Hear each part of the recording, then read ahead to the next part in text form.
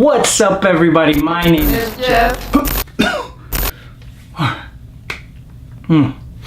So you're probably unsatisfied with what your phone can do and you want something better, but you can't seem to decide what camera to get. The question I get asked a lot is, what camera should I buy? The truth is that answer will differ based on who's asking. You might just be wanting to get better photos for an upcoming trip. You might be wanting to start a new YouTube channel, or you might want to start making money from it, whether it's professional portraits or making music videos. All of these things require different cameras, so you'll first want to consider what you intend to use the camera for and how much you're willing to spend. What I'm going to do in this video is explain the different types of cameras there are and what they can do, and hopefully it can narrow down your decision when deciding what camera to buy. First off is the point and shoot.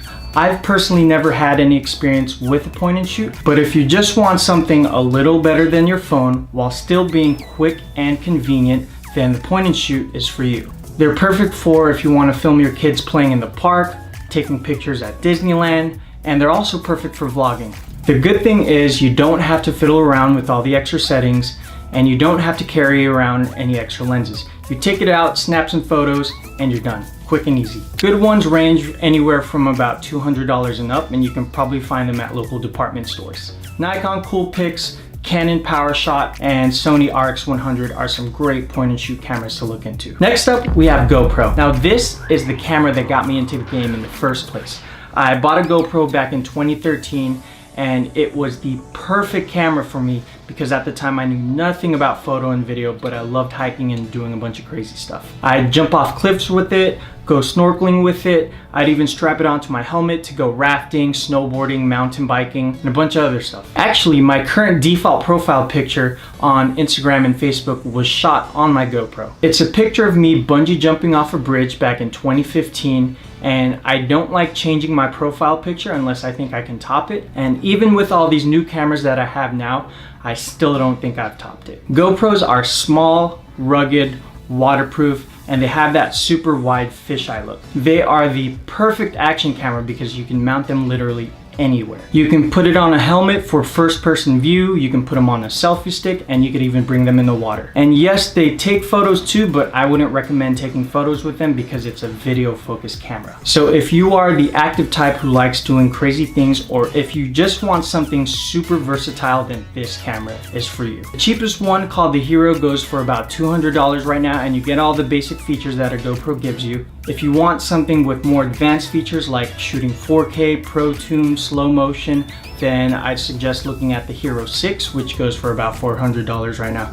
Or you can get what I have, which is the Hero 5, which works just as good. Moving on to the more professional cameras. After playing with my GoPro for about a few months, I decided I wanted to dive into actual photography. So I bought my first DSLR. Nikon D3200, and soon right after a Nikon D5300.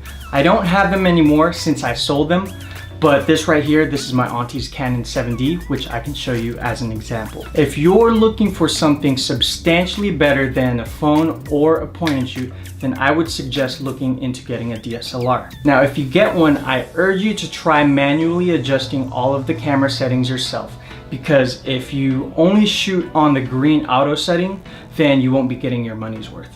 These are some pictures that I have taken on my DSLR, but if you notice, none of them were shot on the auto setting. I actually had to take the time to manually adjust all the settings to get the shots I wanted.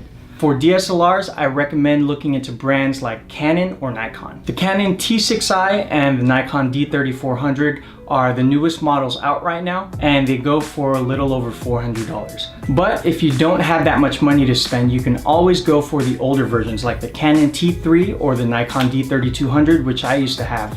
And they probably go right now for about $200. But they work just as good as the newer models, and you'll still get great results with them. Now, getting into the mirrorless cameras. These are what I personally use. Now, I love DSLRs and I loved my Nikon, but after about 3 years, I decided it was time to get a camera that can shoot better video.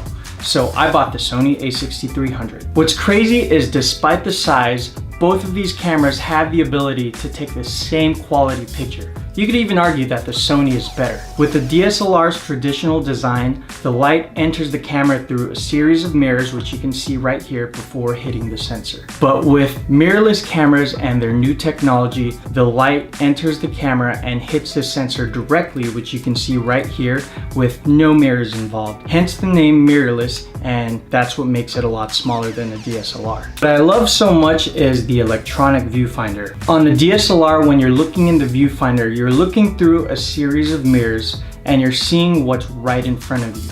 And you'll probably have to take a few test shots before getting your exposure right. But with a mirrorless camera, the viewfinder is electronic. You can adjust all the settings and you can actually see how your shot is gonna turn out before you actually take the picture. Another thing is when it's bright out, it's pretty hard to review all of your shots, but you can look directly into the electronic viewfinder and you can clearly see all your shots without the sunlight distracting you. If you are thinking of getting into making videos, whether it's vlogs, cinematics, or travel videos or music videos, then I highly suggest looking into getting a mirrorless camera. I personally use Sony, but I'm not saying that Sony is better because I've seen some awesome stuff shot with other brands like Panasonic and Fuji. From my personal experience, the Sony a6000 is a good beginner mirrorless camera going for about $500. But if you want more advanced settings like shooting 4K, picture profiles, or some super slow motion, then I would suggest looking into the Sony a6300 or Panasonic GH4. Those are some good bets going for about $1,000. So real quickly to wrap it all up, point and shoots are a small step up from phones and are for those people who just want something quick and convenient. GoPro is for active people or for people who just want something a little more versatile. DSLRs I think are best for people who strictly like photography with a little bit of video interest, and mirrorless cameras are for those who want newer technology and are either strictly into photography or strictly video or both. With all that said, I really do hope that this video clears up the dilemma of deciding which camera to buy. Now, just because you don't have that perfect camera that you want does not mean that you should wait until you have one. Don't let that stop you from creating.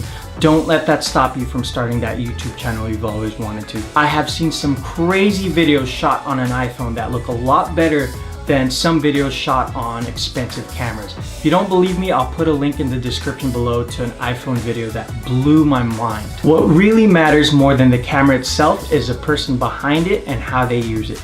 Just because someone has a more expensive camera than you does not mean that they are better than you, because anybody can go out and spend thousands of dollars on an expensive camera, but that doesn't instantly make them a pro. Practicing how to shoot and create is really what matters, and that's what makes you stand out.